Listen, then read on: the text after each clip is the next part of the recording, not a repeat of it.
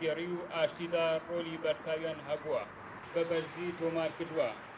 بۆیە پێمان وایە ئەوان بوونە سەر مەشق و هاندەری کچان و ئافرەتانی خزمەت بە ژینگە و بواری مرۆڤ و کۆمەلگاکەیان دەکەن کە بەشێکیان دەرچووی زانکۆ و پێویستمان زانی لەم ڕۆژە. ئەمڕۆ خۆم بە خۆشحاڵە زانم کە لەلایەن کۆمەڵە کەسانێکەوە ڕێز لە ئافرەتانی ژینگە پارێز ئەگیرێتن. منیش وەکو خۆبەخشێکی ژینگە پارێز زۆر خۆم بە خۆشحاڵە زانم کە کەسانێکن هەست بە ماندووبوونی ئێمە ئەکەن و ڕێزمان لێ ئەگرن.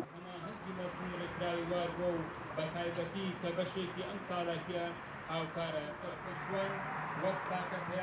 ئەمە ماوەی 5 ساڵە ئەم نەریتە جێبەجێ دەکەن وەکو نەریتێکی ساڵانە خەڵاتی ڕێزدان دەبەخشینە ئەوە فتنە ئەمە ڕاستە خەڵاتێکی وەکو بڵێن حەدیەکی بەفرەوەنی بەڵام وەکو هێزێکی معنەویە وەکو پڕۆبەشتێکە بۆ ڕاتەنەکە لە مستەقبەل بینە پێشەوە و بۆ لە بۆری یەکسانی جێنەر کار بکەن وەکو بڵێن وەکو چالاکان بینە پێشەوە لە بۆری ئافرەتانەوە لە هەڵشاردنەوەی کۆمەڵگادا ڕۆلی خۆیان بکەن.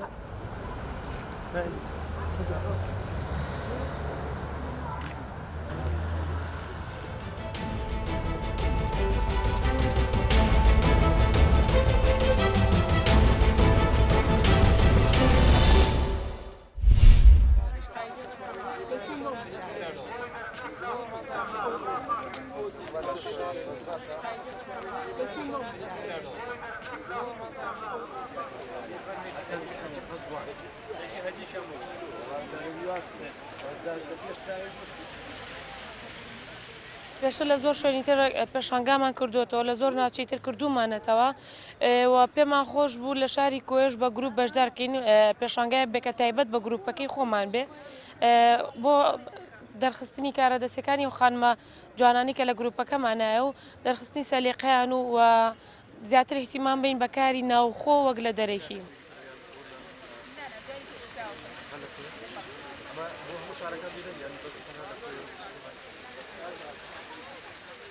زیاتر زۆر بخمان ئێمە گونجاوترە بە تایبەتکەوە لە پێشانگاکانە زیاتر داشکاندنەکەی زیاتر بڵین بۆی شتەکان زیاتر بڕواتوین بێت بزانین زیاتر داشکاندنی بۆکەین نرخمان زۆر گونجاوە بە عام هەمووی کاری دەستی زۆر تونگ و تۆڵترە بڵین لەوە ئەین تۆ شێوازێکی جوانتر ئەین تونگتر و قایمترە چینجا ڕەنگەکان زیاترە گونجێنی بە دڵی خۆت تەنسیقەکە جیاوازترە کە شتەکانە گونجێنی.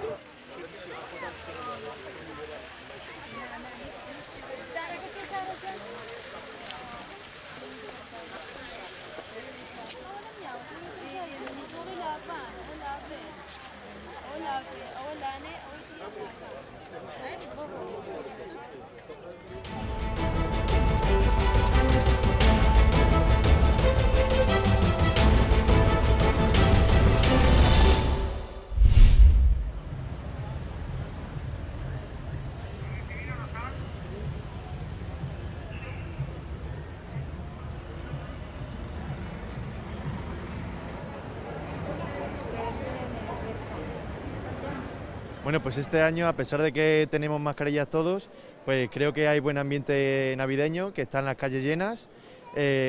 Hay protocolos de seguridad por la fuerza del Estado, por la policía, por la Guardia Civil y parece buen ambiente en la calle. Luego en las casas será distinto.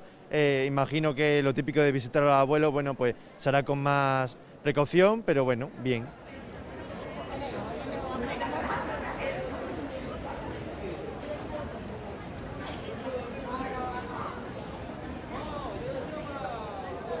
Madrid va a seguir siendo igual de bonito porque en Madrid el árbol es precioso, pero las familias no se pueden juntar tanto y eso es un problema porque siempre queremos estar con nuestros seres queridos en estas fechas, pero bueno, por lo demás, a disfrutar lo que podamos y a vivir cada día como si fuera el último.